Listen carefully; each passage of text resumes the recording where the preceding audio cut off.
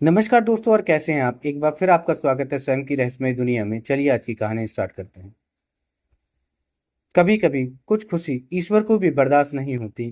ये बात मैं इसलिए कह रहा हूँ दोस्तों, कल तक जो मेरे साथ थी, हर पल हर लम्हा हर बात में मेरा ध्यान देती थी, आज वो मेरे बीच नहीं है।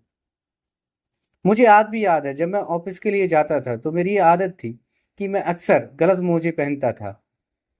वो हर बार की तरह टोकती थी, आज भी आपने बच्चों की तरह ही मोजे पहने हैं, और उन्हें निकाल कर दोबारा मुझे पहनाती थी। वो ये भी बोलती थी कि आज तुमने सही से कंघी नहीं की है, या फिर कॉलर के बटन सही से नहीं लगाए। लेकिन ये कहने वाला आज कोई नहीं था। धीरे धीरे आज 15 दिन हो चुके हैं उसे मरे हुए। वो आखिरी रिश्तेदार भी लौट गया। घर फिर से सुनसान हो गया, जैसा पहले कभी नहीं था।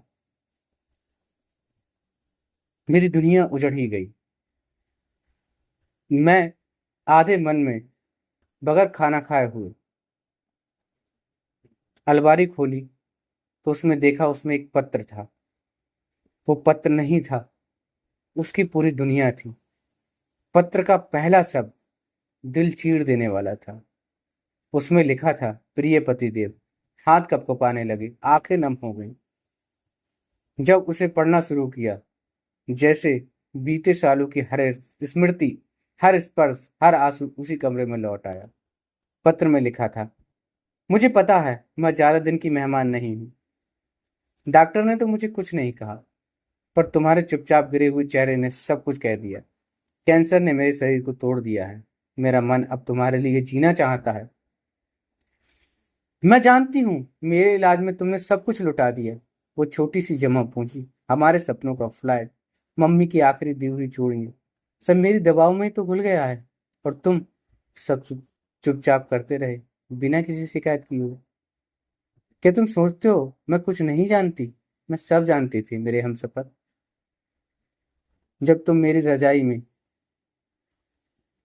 मुंह छुपाकर रोते थे, मैं करवट लेकर अपने आंसुओं को तकिए में छुपा लेती थी। तुम मुझे हिम्मत देते थे, लेकिन खुद अंदर ही अंदर टूटते जा रहे थे। और फिर मेरी हिम्मत बनाते रहे। तुमने मुझसे कहा था ना, तू बड़ी डरपोक है। देखो अब यही डरपोक औरत आंख मिलाकर मुस्कुरा रही है। क्योंकि अब डर इस बात का नहीं है मैं जा रही हूँ, डर इस बात का है तुम मेरे बिना कैसे रहना होगा। घर आओगे और मैं नहीं मिलूंगी। चाय ठंडी होगी, बिस्तर ठंडा होगा, सबसे ज्यादा तुम्हारा मन ठंडा हो जाएगा। लेकिन मेरी बात याद रखना, मैं हमेशा रहूंगी तुम्हारी यादों में, तुम्हारे कपड़ों की सिलवटों में, बच्चों की हंसी में और तुम्हारे सपनों में। बच्चों से कहना मम्मी भगवान के पास गई है, थोड़ी देर में वापस आ जाएगी। पर तुम तो जानते ही हो मैं अब नहीं मिलूंगी। इसीलिए मेरी जिम्मेदारी अब तुम्हारी है। बच्चों के साथ साथ खुद का भी ख्याल रखना। अब तुम्हें समय पर नहाना होगा, खाना होगा, क्योंकि तुम्हें टोकने वाला कोई नहीं होगा।